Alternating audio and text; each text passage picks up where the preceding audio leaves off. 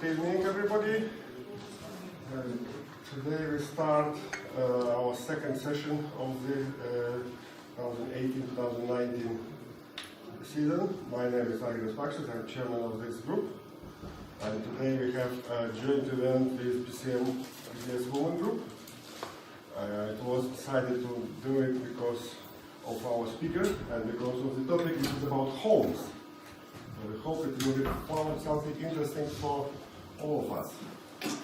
Sandra, please. After that, we will have our AGM for the members of the group. If you are interested to stay as well, please do the same to find out what we do in our group. But you cannot vote, because who are not members of the group. Thank you.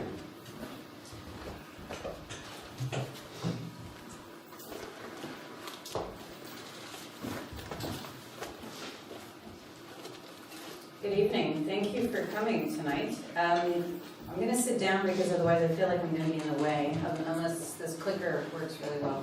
Let's see. This works okay, I think. My name is Alexandra Deschamps-SonsinoWith. Very complicated last name, but French-Canadian mother and Italian father. And they shoved me in an American school when I was 7 years old, so there. That's what you get. I moved to London 12 years ago. I became the first UK distributor of something called the Arduino. If you're not familiar with the Arduino, you might be familiar with the Raspberry Pi, which are educational tools. The Arduino precedes the Raspberry Pi by a few years on the marketplace, was at the time manufactured in Italy, and was an education platform, open source hardware, open source software. I was the first UK distributor. We grew a business called Tinker at the time, tinkerlondon.com, and we offered design services around the platform and ran workshops around the platform, introducing people to the world of electronics and the world of programming.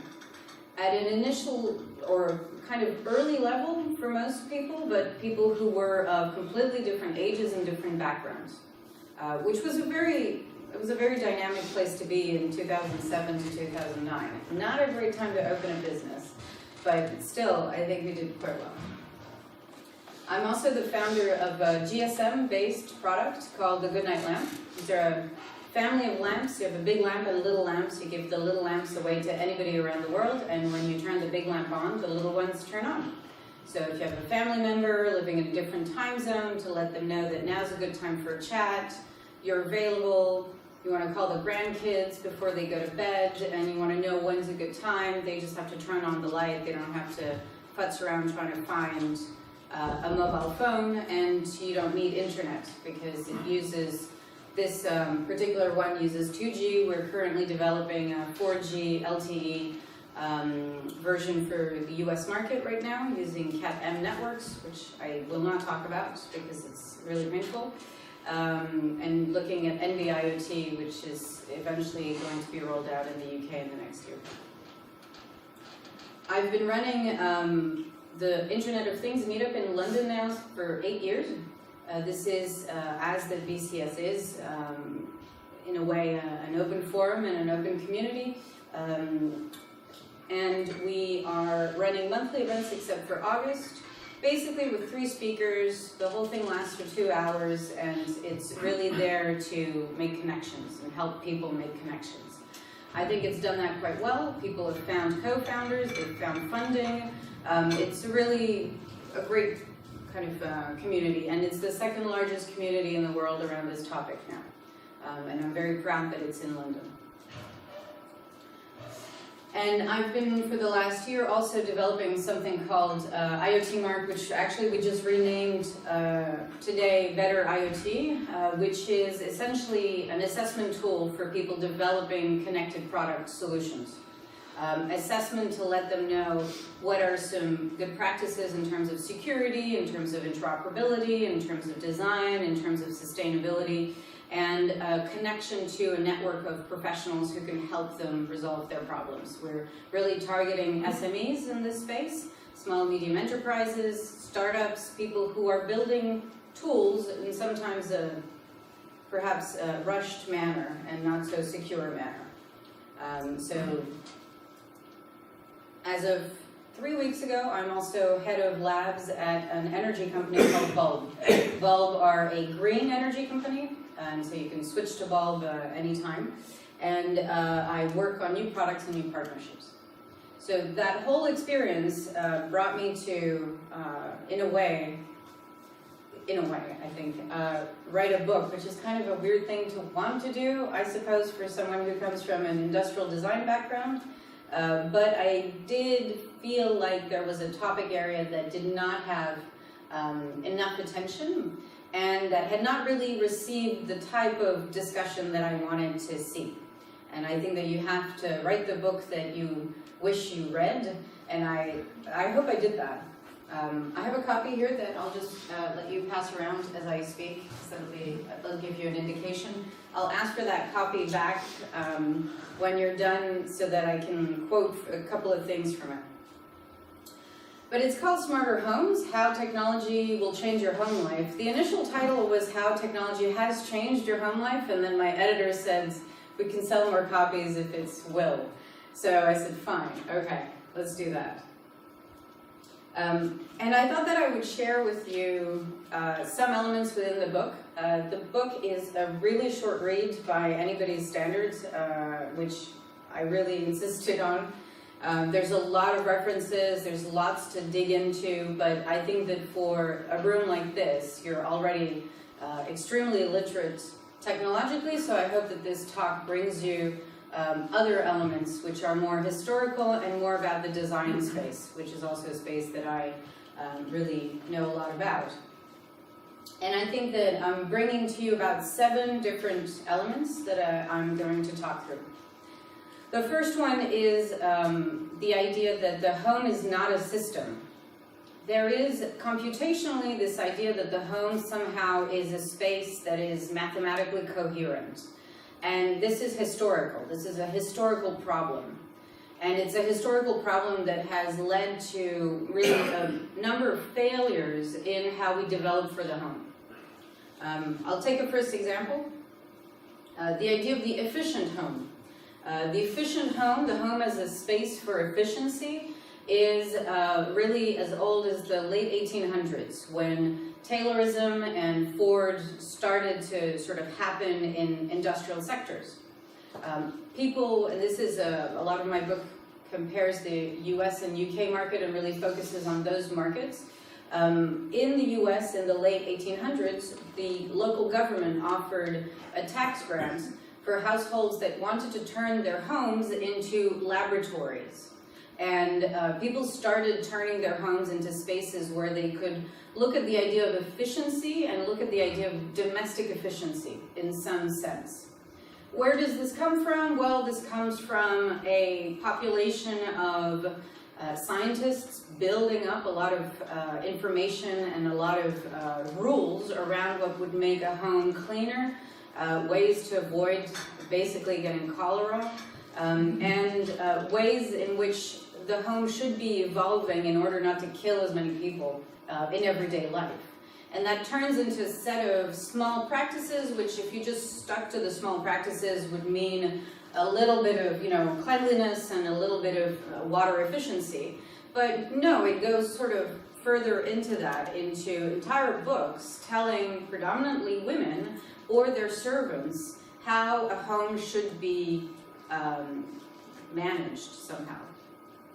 So Charles and Mary Barnard, Georgie and George Boynton, and Mary Pattinson are very, very poorly documented sets of people who turned their homes into these experimental stations. That's what they would call them. These are people who are mentioned only once, in very sort of obscure ways by Christine Fredericks. Christine Fredericks becomes a sort of pioneer in this space because in a way she's smart enough to write books about this.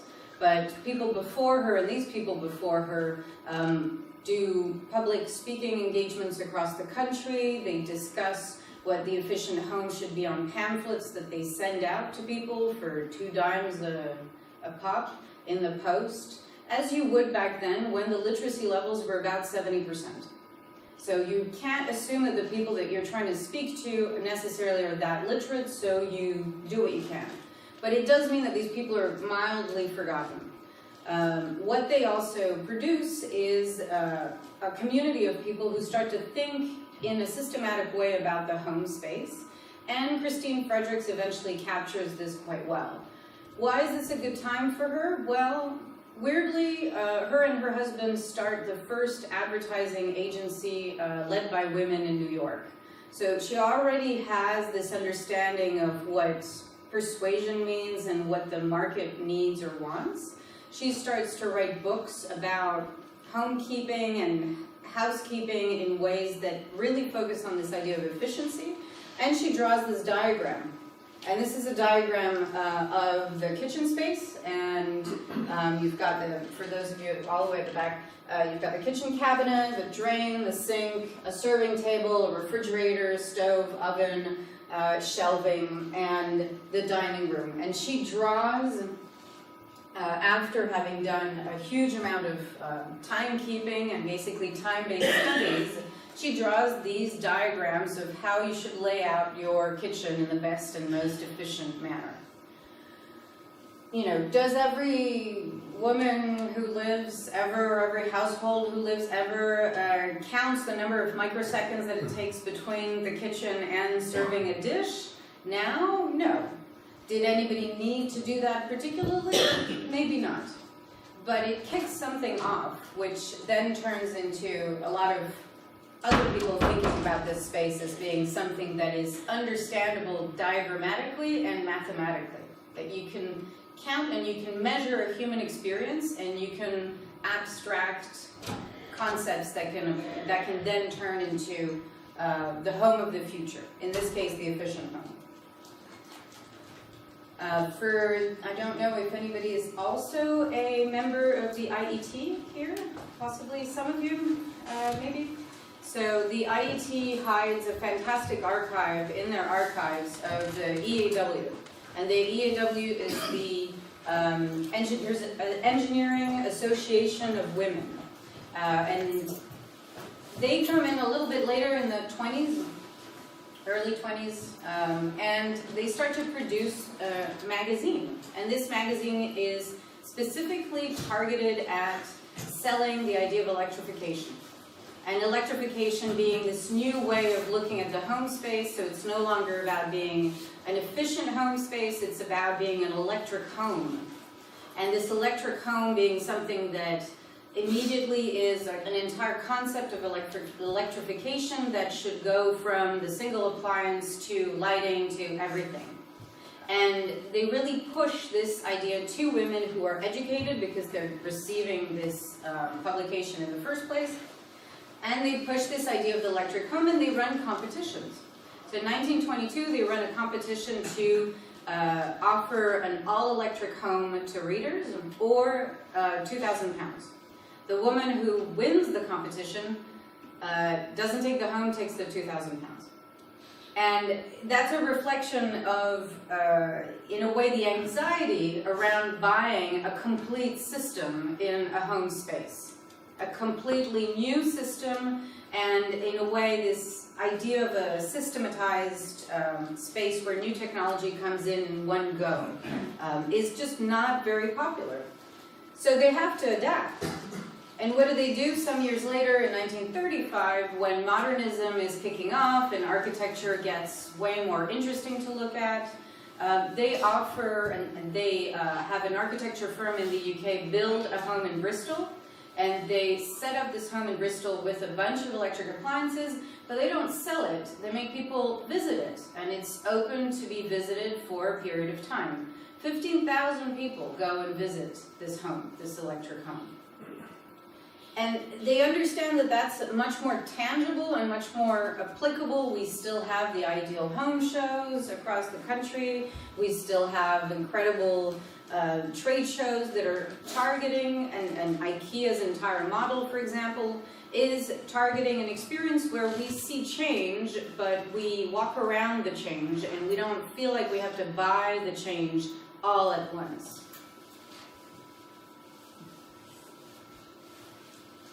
I skipped multiple decades here to get to the good bits for some of you perhaps, which is we go from the electric home to the smart home. How do we get to that? And I'll go back to some of the decades before, but I think this is an interesting point in time. There's a conference in the United States in 1987 that's put on by the American Home Builders Association. These are people who have been thinking about new sets of connectivity and something called the X10, which is connectivity in the home space, connectivity for electrics and electrical appliances.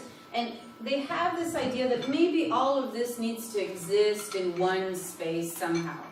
And they put on a conference. And they think about what should they name this conference. And they named this conference the Smart House. And this conference gets, I think, 3,000 attendees, which at the time is extremely large. So they know that they've got something, and they have this concept which could potentially be something interesting. They think this is so interesting, they trademark the Smart House. So for the longest time, if you tried to use this in any of your presentations or any of your products, they just sued people out of that expression. So the easiest way out of that is to use smart home, because then they have less of a leg to stand on, and IP-wise, it's just easier for everyone. But these are people who are coming from the energy market, both gas and electricity. They have Apple and Microsoft on their consortium, and there is another governmental grant that comes in and allows cross-industry collaboration and research and development projects to be funded and to be accepted as a sort of process. They decide to build model homes using all of the technologies that they have in their hands as a consortium. They have these grand plans to build 20 homes across the country. They build maybe 3 before the whole thing collapses about 5 years later. Misunderstandings, people got bored, people's direction changed. Herding all these companies is probably like herding cats. In Bowie-Madison, in I think Connecticut, there is still one of the homes that is still there. But all of the rest of those homes, it's extremely difficult, bar me trying to drive around the US to try to find them. I could not find proof that they're still around. Until very, very recently, one of those homes was actually a showcase home for a software company building smart home solutions. So in a sense, that home is still attractive for a certain kind of company. But this idea of, again, this buy a whole home as a set of new technologies principle just didn't fly. And it was not very attractive to people at the time because just like electrification and just like efficiency, it's extremely expensive. It's extremely expensive at the time to decide to buy in a whole bunch of technologies. It is for the rich. Something called IBM Director is a project that comes in at around that period of time, at this point it's kind of mid-90s, and similarly is a complete rebuild where you can get your entire home rewired for a certain degree of computing and connectivity. Obviously nobody remembers IBM Director because it never took off as a process. You could say to a degree that a lot of the smart cities projects is also this systematic view imposed on something that really is a super fragmented experience. You and I will choose things for our home in a very bitty way. We will buy things one appliance at a time, and we'll buy that appliance probably every 20 years. We're not going to buy something en masse, every 5 years. We're not going to buy a fridge in the same way that we buy a speaker. We're not going to buy a computer in the same way in which we buy a sofa. And that bittiness makes us more comfortable about making things change in our home space, as opposed to this overarching view of, I'm going to buy a smart home.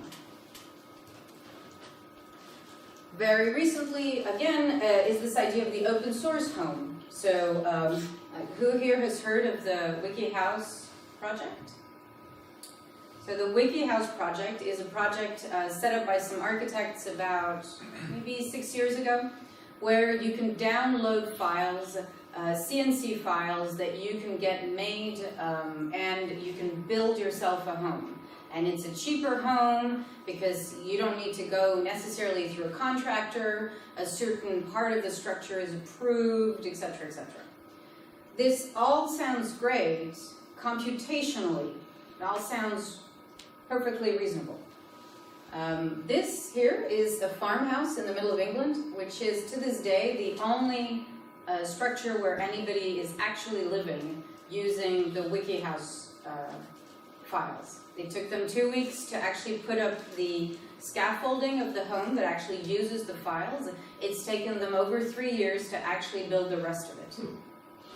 Because yes, it's probably cheaper than getting contractors in, and yes, it's probably somehow more exciting to be building your own home in this way, but the time is there and it's taken them quite some time. They have a blog, which I really recommend you go and check out, because it's they kind of report on their progress, and it's extremely interesting. And really what they've ended up with is an almost functional home after 4 years, but on the promise of something that was far quicker and far more accessible, which is interesting. So this idea of the system and the home as a system is something that's kind of an old horse we keep flogging, but it really doesn't really relate to how people live and how people buy things. Another aspect that I think is extremely important when thinking about the home is the size of our homes. Size dictates behavior and dictates what we do buy, or what we choose not to buy, simply because it's unfeasible or we don't have the space. This is the size of an average American home from 1850 to 2003. I'm pretty sure the number of actual people in that home has reduced because our family sizes are smaller, but the amount of space that we have access to is, almost... Square feet or meters? This is in square feet. And this is really impressive because it also means that the amount of things that we have been able to sell to people has increased, simply because the real estate has also increased. The number of bedroom increases, the number of televisions in the bedrooms, and then laptops in the bedrooms, and then everybody's got a phone. And so we end up with these micro homes inside the same home that we can continuously cater to and sell to. But this is an American model where real estate is a completely different proposition from Europe, from the UK. This is an image of the, on one end, the size of the room given to Eileen Gray, who's a very famous Irish architect who worked in France. This is the size of the room that she gave to her maid. In the middle is the size of an apartment designed by Wells Coates, which is in North London, something called Long Road. It's called the Isicon building. It's really beautiful. Then the average UK prison cell where 2 people might be living. And then the average co-living space, which are these real estate schemes targeted at young people moving to London for the first time, who will live in a kind of communal environment but have their own little rooms. And we're talking about the difference between something in the 20s and something now, and I really think that that's a fascinating concept to talk about, which is this idea of minimal living. We also, I think, put a lot of romance in how we consider space and how we live with space and how we talk about efficiency and talk about access to space. And I think we have to remember that some of this is also colored by the real estate we do have access to, because 100 years ago this would have qualified as a perfectly normal and perfectly average set of tools to have. And in a sense, this is the perfect micro home and minimal living unit. You would have a source of heat in the middle where you would be cooking your food. You would have a kettle to just, make yourself a cup of tea, and you would only really be using heat if you absolutely had to. Then you've got some ironing, if you were doing some ironing, but the rest of the room is big enough for a bed and big enough for a bed under the bed for your kids. And you're working in factories, most probably, and you're a shift worker, which means you're in and out of the home all the time, and the amount of cooking that you're doing is really dependent on the city to provide you with that infrastructure. So when we talk today about Deliveroo, we talk about ride-sharing services, we talk about the sharing economy, what we're really talking about is a return to the reliance on the city to feed us, to free us from activities that we have for a time considered to be as part of the home. A millennial, whatever that means, will spend 7 to 13 minutes in the kitchen on average. That's not enough to be making anything, because they're not really very interested in making anything. They are reheating something, they are doing a minimal amount of cooking or reheating of something they already have. This idea of living in a huge amount of space with a huge amount of resources and a huge amount of capabilities is simply not something that at a particular point in their lives they connect to. And I think we have to think about that when we talk about these smart homes. Do we mean this? Do we mean a larger home? Do we mean a room? There's no, a home is a home. It's the place that someone chooses to call home. And so there's no set rule and no set expectation, either from the amount of real estate they might have. If you go to Hong Kong and you see the density that they have and the space that they have and what they do in those spaces, it's absolutely incredible and impressive what they manage to do. And we all live differently, basically, in those spaces. Another aspect of my book that I thought was really important to highlight is how history hides invention, and invention and inventors. The inventor of the telephone arguably is an Italian man called Antonio Mucci, who moved, as every immigrant did at the time, to the US, lived in New York, never spoke any English, and designed the telephone because his wife had rheumatism and lived on the ground floor, and he lived in the basement. And he designed and produced these prototypes. He applied for a sort of pre-patent, which in the American intellectual property sort of system was, is proven. And he goes bankrupt. So his prototypes are thrown away, he has to move house, and everything is basically discarded. This image that we have left in the book that talks about his work is the image that's used in court when he is trying to prove that he was the inventor of the telephone. This is obviously before Alexander Graham Bell then actually patents the telephone and is better known in terms of in historical terms. And I think within the home space, the amount of those stories is absolutely endless. And I think it is, of course, what happens with every technological space, but it's even more shocking, I think, for the home. Who's been to Crackside? Anybody? Excellent. A couple of people, that's great. So Lord Armstrong was a very famous naval entrepreneur, and he was also the first person to have Joseph Swan's light bulbs. And Joseph Swan is the first person to have patented the light bulb. Edison was patenting the light bulb in the US, and his backer, financial backer, if you will, was J.P. Morgan Sr. Different environment, completely different, a couple of years away. Edison tries to come to the UK with this and tries to fight Joseph Swan, and he loses. So they have to start, and they have to basically work together. So for a long time in the UK, light bulbs were Edison light bulbs as a kind of consortium. Eventually, Joseph Swan is bought out, and we continue to remember Edison as the inventor of the light bulb, but it's actually not true. Unfortunately for the book, I was unable to include the picture of JP Morgan's house with those light bulbs, which is also very, very interesting, but I do have Joseph Swan's engravings of Lord Armstrong's house, which is really cool.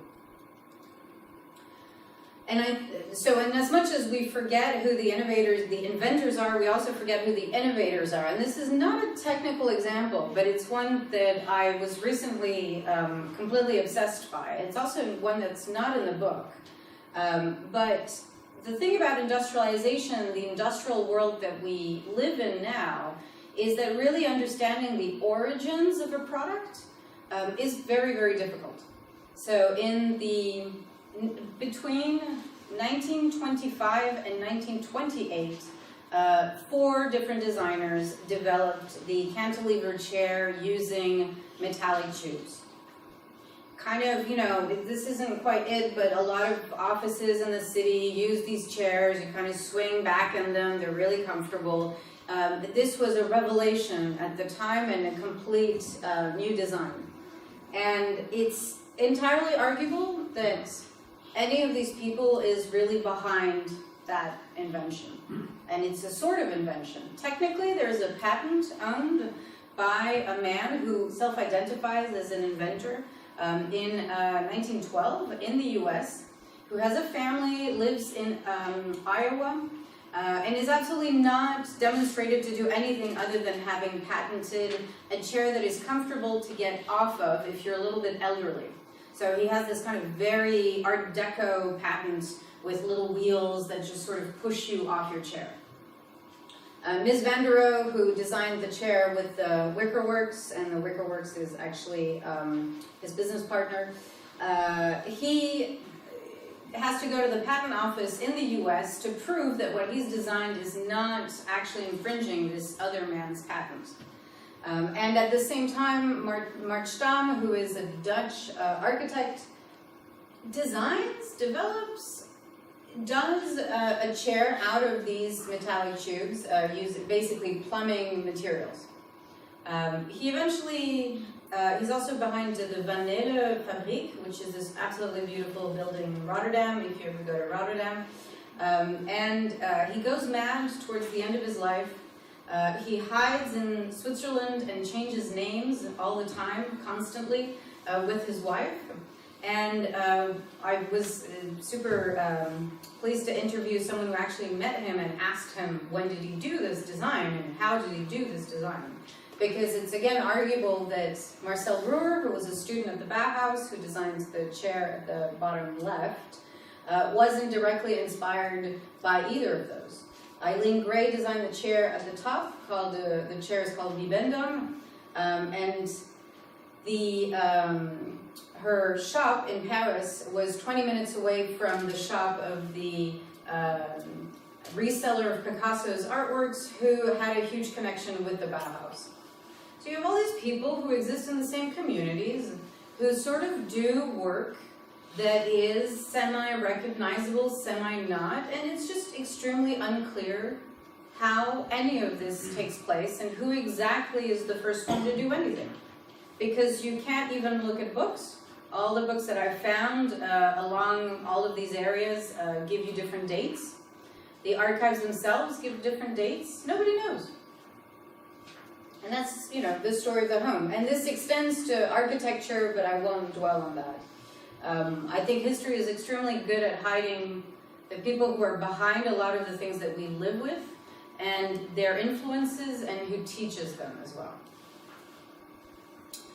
Something that's probably closer to your minds or closer even to some of your experiences is really the fact that tinkerers, not necessarily engineers and not necessarily geeks, but tinkerers have often led the way.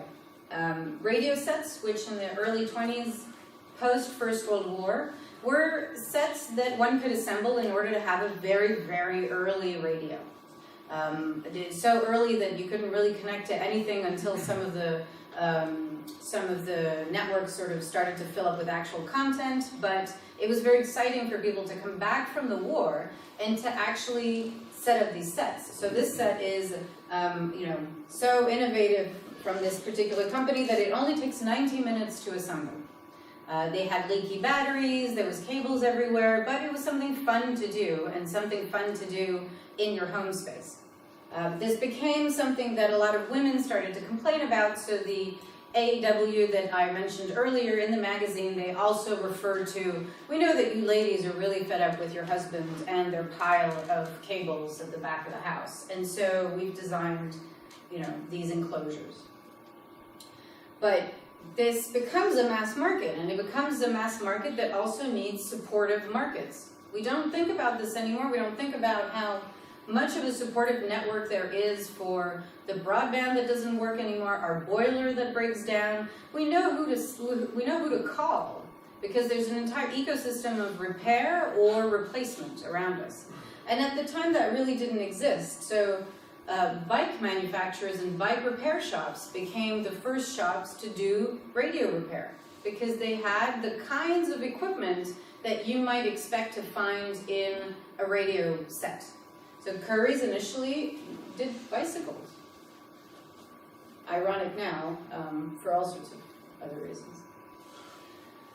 And people in the advertising sector, which was also growing massively at the time, got involved. So this is a terrible ad for light bulbs that says, "Another headache? Suspect bad light.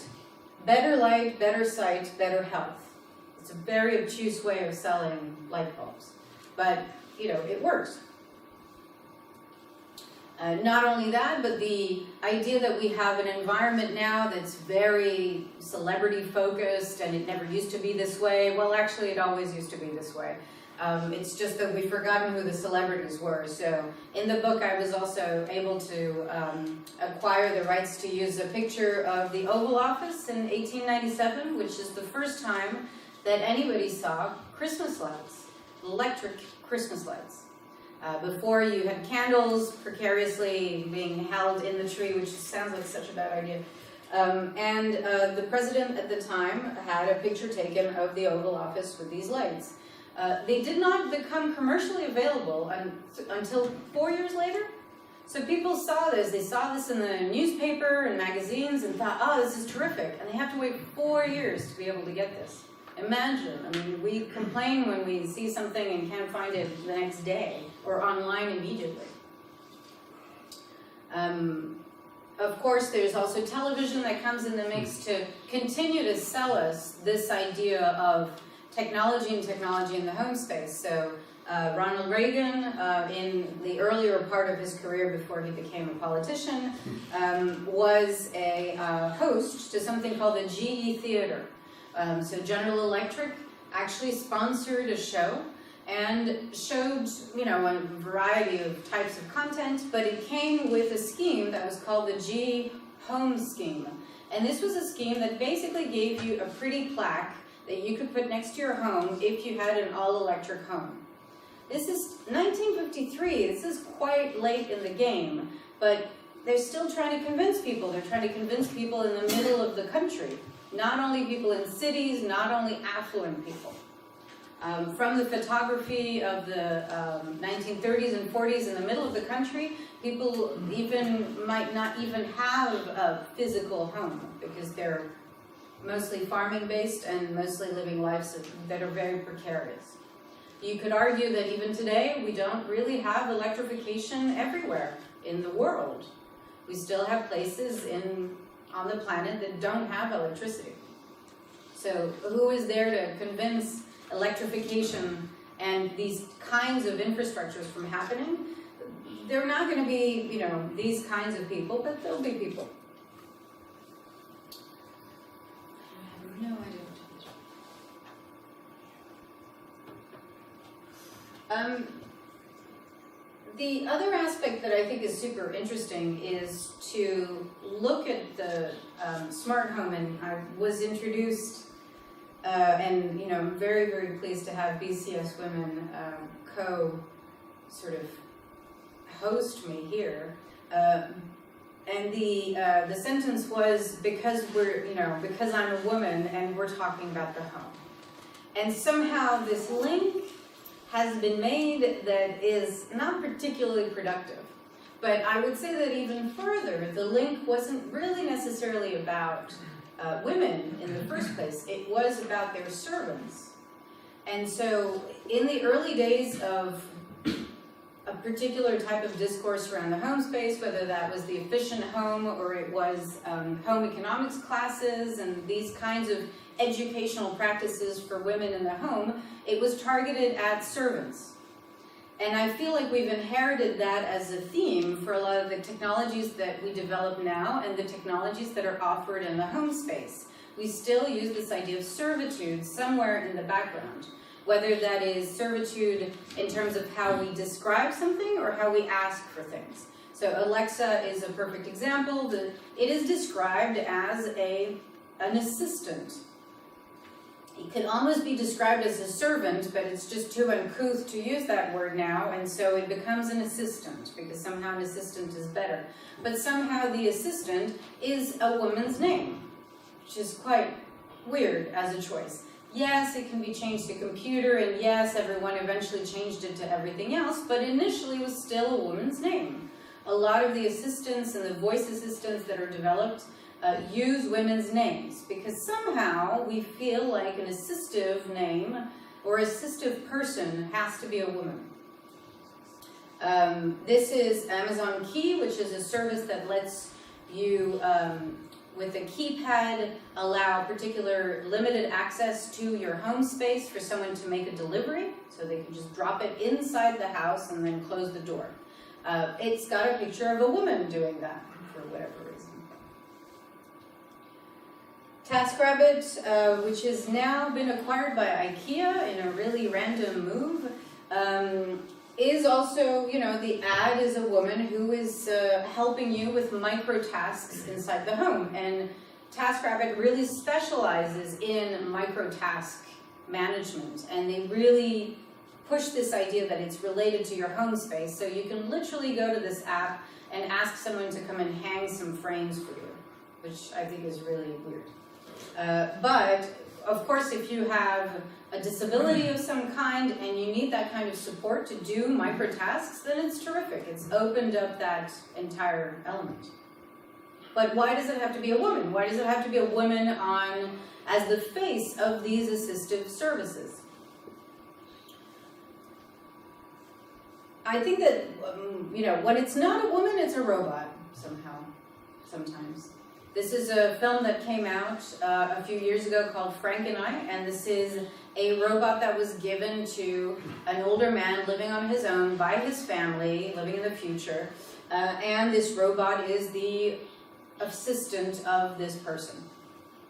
And I think that there's something very suspicious about this move to a robotic, and social robotics is an entire branch of research, and I've worked in those research groups with roboticists, and sometimes I'm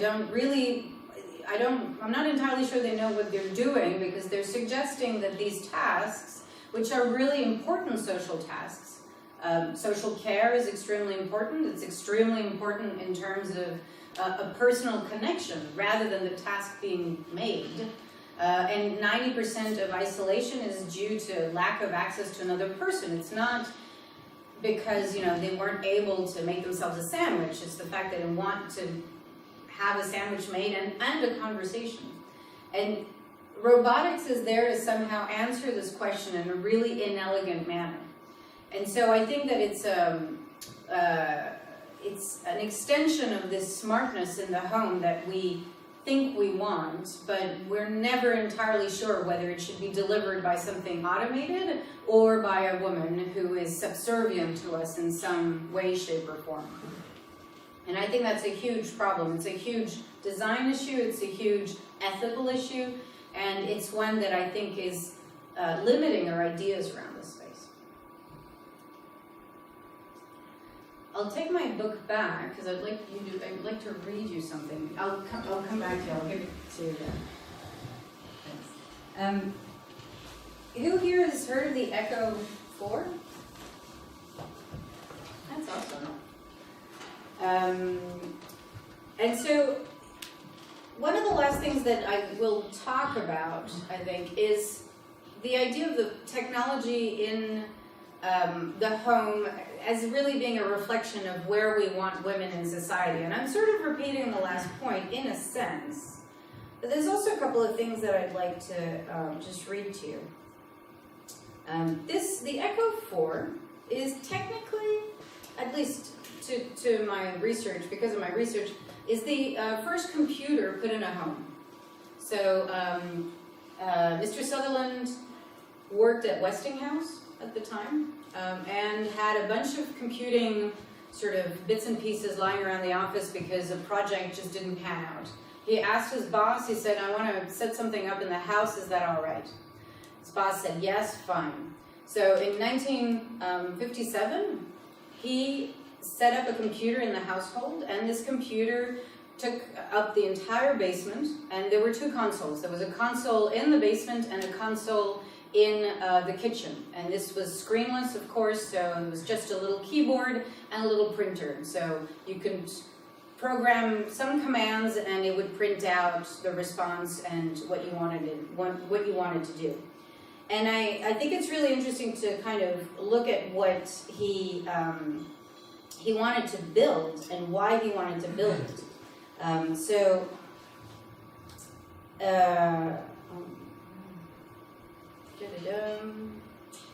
the ideas of why to build this in the first place, this mirrors the, in his first setup, this included a series of binary clocks in most rooms, and so he embedded some binary clocks, because of course. A TV-controlled keyboard, a typewriter-based interface in the kitchen, to write menus and shopping lists or print out common tasks, a personalizable alarm clock system, stereo music control, and thermostat control. I don't think we've moved significantly away from any of these ideas.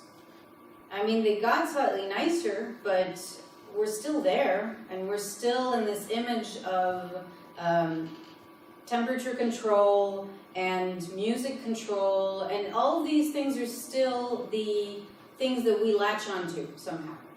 We've not explored any other ideas. We've not explored any other ideas that might cater to completely different types of families, different types of people.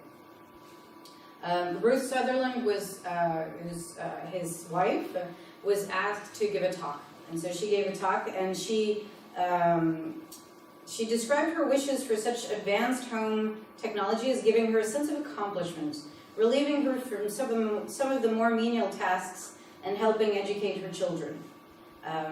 There's still, somehow that pressure is still there, that sense of accomplishment as a woman, as a mother, in a family is still there. Do we have better solutions now? I don't think so. I think we have exactly the same solutions. And somehow we've not moved away from this set of solutions at all. Whereas actually women's lives have changed tremendously. We spend a lot less time at home. We will have children and then put them in care and with support very, very quickly. We have children much later. Our entire social environment has really changed. But these ideas are kind of still the same. I'll read from another bit here, which is, this is 4 decades later. Nicholas Negroponte, I'm sure you know, from MIT, wrote a book in 1994 called Being Digital. And he describes what he wants the future of computing to be. And he says, if you were to hire household staff to cook, clean, drive, stroke the fire, and answer to the door, can you imagine suggesting that they not talk to each other, not see what each other is doing, not coordinate their functions? By contrast, when these functions are embodied in machines, we're perfectly prepared to isolate each function and allow it to stand alone. Right now, a vacuum cleaner, an automobile, a doorbell, a refrigerator, and a heating system are closed. Special purpose systems whose designers made no effort to have them intercommunicate. We try to synchronize some functions with digital time, but for the most time we end up with a collection of whimpering machines whose flashing midday is like a small cry to please make me just a little bit more intelligent. For what exactly, again, for what purpose, I think we still explore these themes. We explore these themes when it comes to the Internet of Things. We explore themes of interoperability. We explore themes of, the need to connect things that are unconnected. And somehow we still end up with the vacuum cleaner, the automobile, the doorbell as examples of how to do that. And I think that's fascinating. Because they take unnecessary time. Sorry? They take unnecessary time. Who's unnecessary time? Hoovering. Who's unnecessary time? Mine. How long do you take to hoover? 5 hours? 25 Half an hour. hours? Well, even half an hour, and I do once a week. If I have an automated hoover, it will do it every half an hour. What did you do instead of that half an hour? Just go out. You go out. A lot of people don't go out. A lot of people just look on the internet some more. Even the So- internet, but Can I finish? Is that okay? Can I finish my talk first? yeah. And you can ask me questions after? Okay, thank you. The last piece, I think, or one of the last pieces is this idea of governmental regulation. I think in technological circles, we hate the idea of regulation, but the regulation is extremely useful at some critical points. In the home space, you could claim that the last time that the government really had a say in how we physically lived is the Public Health Act of 1866. What did this act do? It forced local councils to actually provide sewer systems and to provide plumbing, which it became the law, but they didn't do it for years because it was very expensive. But it also forced households to take their bathroom indoor and to stop actually having farm animals on their properties. So that things suddenly moved from a very, very communal environment where if you had farm animals and all the bathrooms were outside, you were also doing laundry collectively, you saw your neighbors, you caught up on the news, you chit-chatted, to moving everything inside and indoors. And that is the beginning of a particular type of interaction with the home space where the doors start to close in. Your living room for a very long time was the place in which you traded. So it was the living room. It wasn't really the living room. It was a communal room where people came and went because you were engaged in, trading things or you selling things. And people came and went without needing to actually, well, they couldn't call you anyway. So they just knocked on the door, had a cup of tea, you gave each other news, and that was it.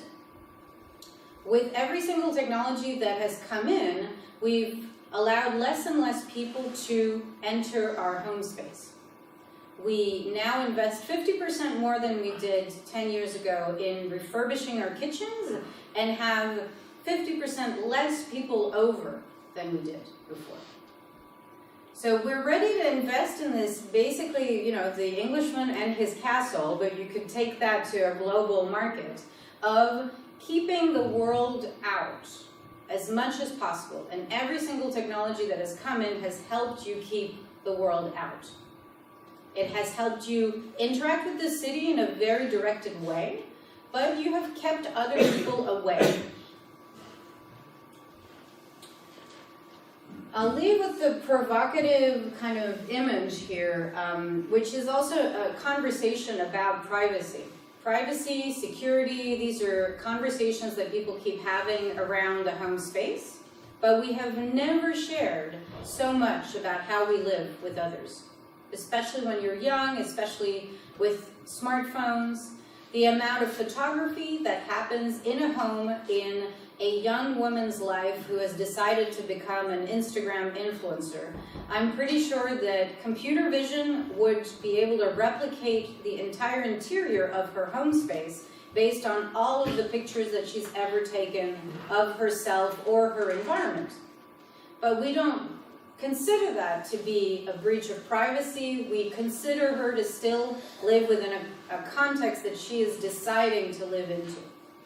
And we have a very, very permeable sense of what is private space and public space. And this changes continuously.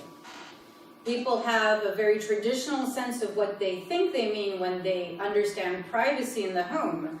And we have laws that are still extremely traditional when it comes to dictating what happens in the home space, and the fact that the home space is the space where a certain set of things should be respected because it is a private space.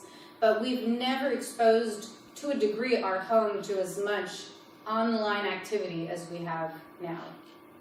And I think that's also something extremely important to consider. And now you can ask me your question. Thank you very much. Thank you very much. And for those who want to keep looking over here.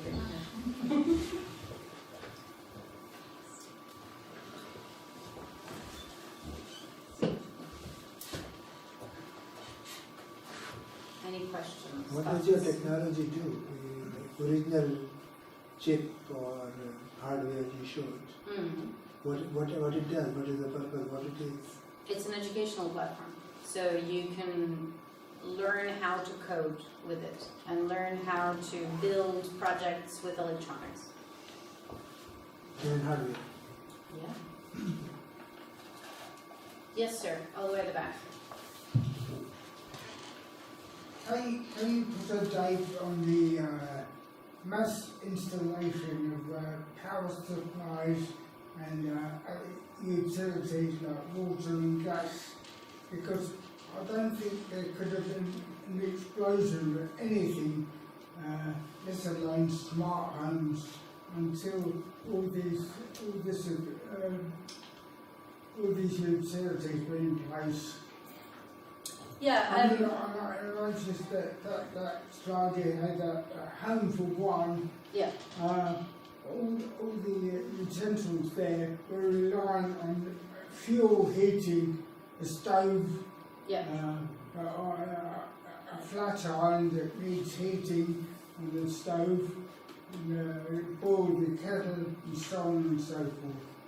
Well, in that particular example, the entire piece just gets warm. So there's no electrics there because it's literally with the heat of the coal, the entire unit becomes super hot, and then you're just distributing heat in the right place. But your point about the utilities is extremely important, which is in the world of gas, for example, the first gas-lit home is owned by a man who can't convince anyone to put gas in their home in New York in 50-something.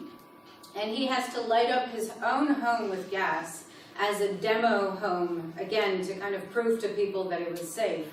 But electrification in rural America doesn't happen until sometimes the 60s, the 1960s. So things happen, they don't happen all at once, which is one of the more interesting notions. The amount at which we take for granted the things that surround us now, because we are in England and England was slightly faster than most, didn't happen at that scale at all in the rest of the world. When it comes to something like water and sewage, for example, and water management, that comes in because of the Public Health Act. So in 1866, they make it absolutely a binding, it's in the law that a council has to offer sewage management. But without sewage management, what you would have had at the back of the house is one tap that was a cold tap and a sink. And those were the units that were sort of attached to an apartment, which is where the expression everything but the kitchen sink comes from, because that was the only part that you couldn't leave with when you were moving. And that's also a very fragmented process of installing indoor bathrooms, installing indoor plumbing. This is a process that people have to buy, or they sometimes have to lease. So in the 1920s, early 20s, people were offered by some of the councils in London, they were offered leasing of plugs and plug points. So you could lease a plug point at a time in order to be able to afford the whole installation, because installing the whole thing was preposterously expensive. So it happens extremely gradually. And so the things that we have now, and you think about the speed at which we adopted mobile phones, well, we've had mobile phones since the 80s. So to what degree is a smartphone a different proposition really, because we've had computers and phones and mobile phones for 20 odd years, and so it makes that extra little step easier to absorb. But yes, you're right, every piece of utility is there to support the rest. Thank you. Yes. You were rightly, I think, critical about the paucity of vision in terms of just creating smart heat, smart music, and you referred to other sorts of families and uses that could be, that have needs that be met. Can you go on and give us some examples of what you mean by that? Well, I think that our image of family life is super limited. I don't fundamentally think that most of the companies that develop, whether it's smart assistants or anything else, have any real clue as to how people live their lives.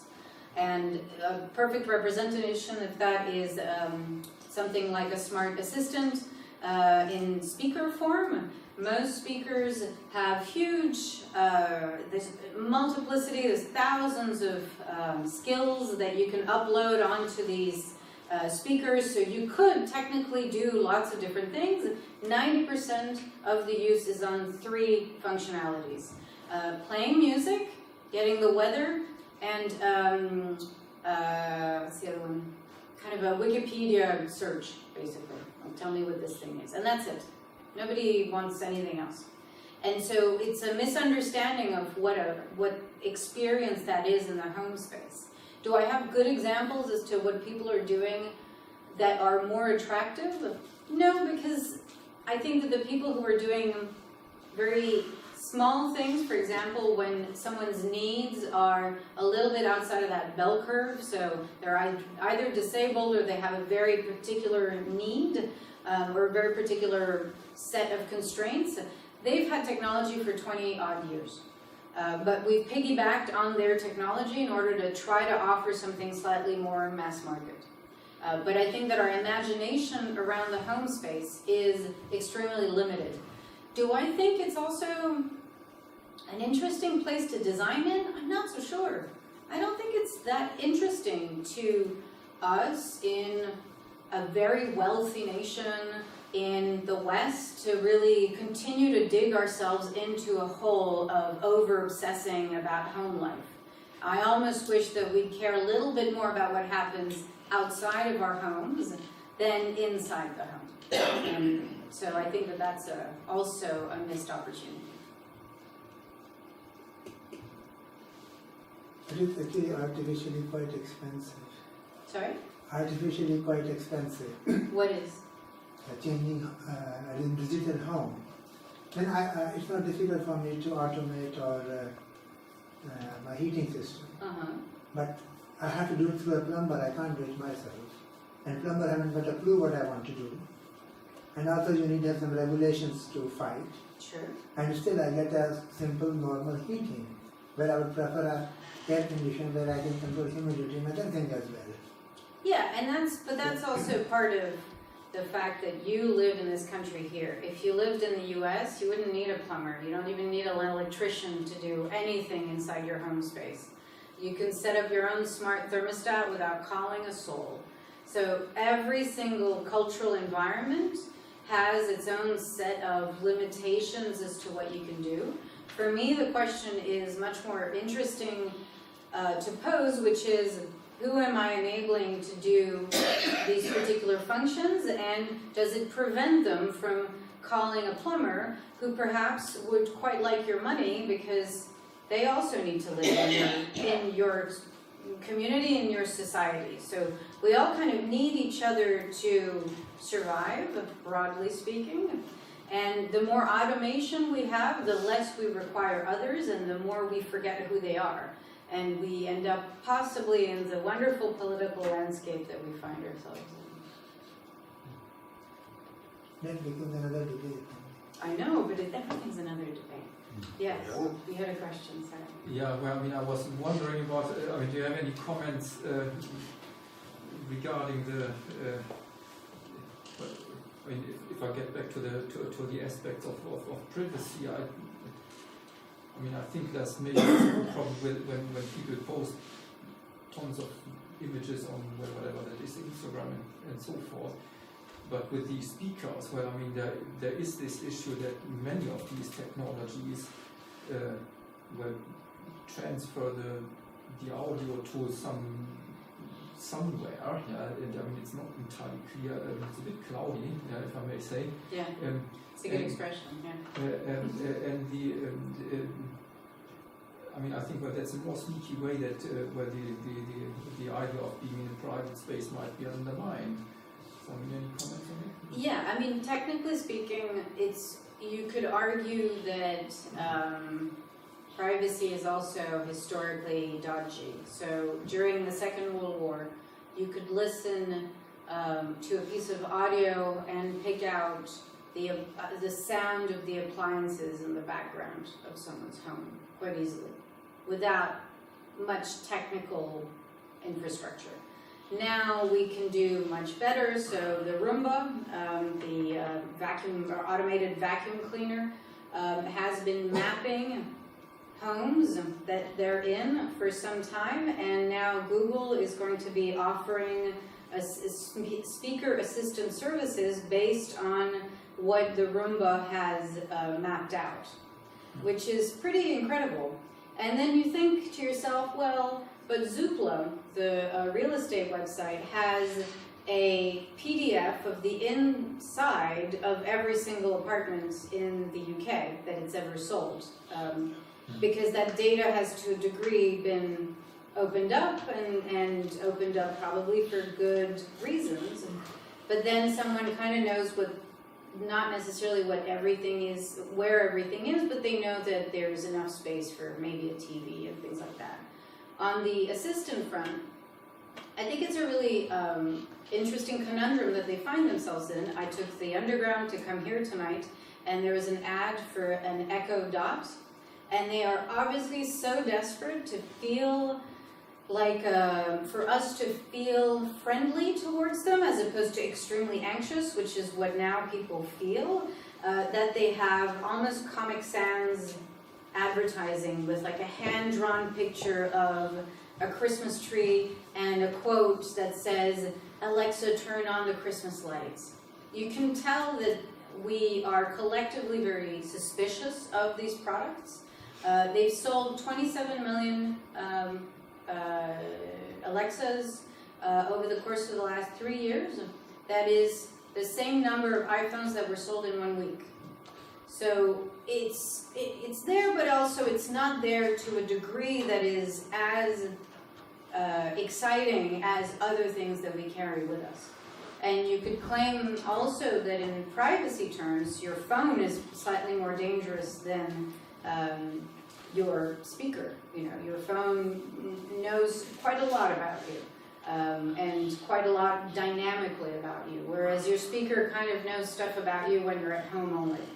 And for some people, that's not very often.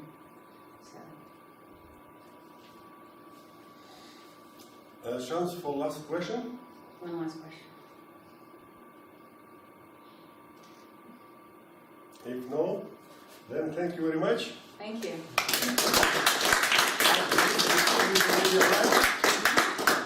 Is food already arrived? I think so, but I mean, he's saying that we have to finish the internet because they are going to switch it off. Okay, internet is a bit more soon, but we don't need internet anymore. We need to run our AGM now for the Advanced Programming Specialist Group. So those who are members, please stay here. If you're not interested to know what we are doing, you also might go, or if you want to stay, then you don't vote in our elections. So, just a moment.